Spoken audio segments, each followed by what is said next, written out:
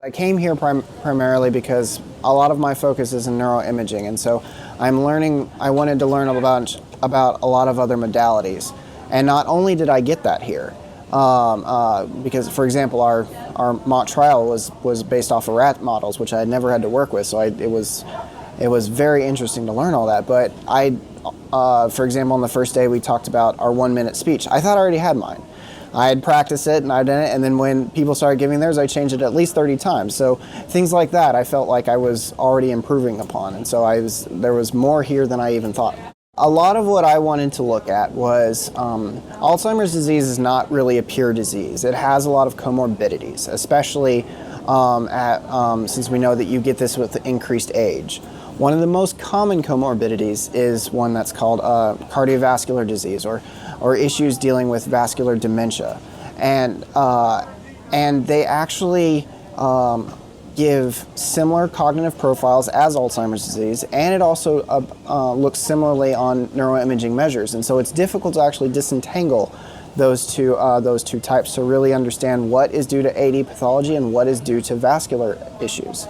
And so what my project is targeting is I'm looking at both a familial form of AD, so those are people that have a genetic mutation for developing AD, and they get it actually a bit earlier in age, about 10 to 20 years. So they get it in their 40s and 50s before they start developing those vascular issues. So I can isolate and understand the AD pathology in those individuals, as well as in the what we call the late onset or just the sporadic Alzheimer's disease, and see if I can disentangle those vascular contributions and separate that from normal AD pathology.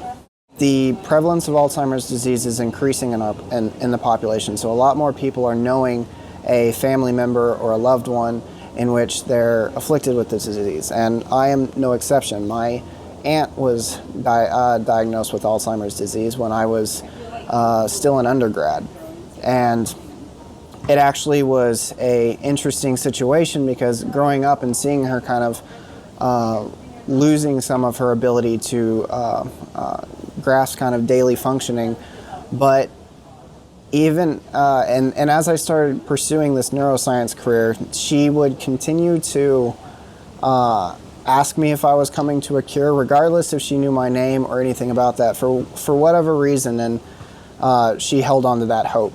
And then also what was interesting in my case is I found out later, actually, that the clinician that was overseeing her turned out to be my sub-mentor. So I was actually working with the same person who was treating my aunt, and I don't know, that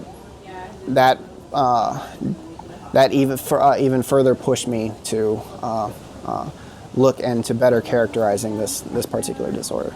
It is really difficult as a young investigator to get ahead in academia, and in particular, and so, however, in Alzheimer's disease and specifically, the news regarding the clinical trials and everything has unfortunately been not successful, and so it requires new approaches, new ideas to come into it, and so foundations like these, I think, are extremely vital for people of my position, where we want to contribute to the knowledge and to the science. Hopefully together as scientific community can come to actually some better discoveries.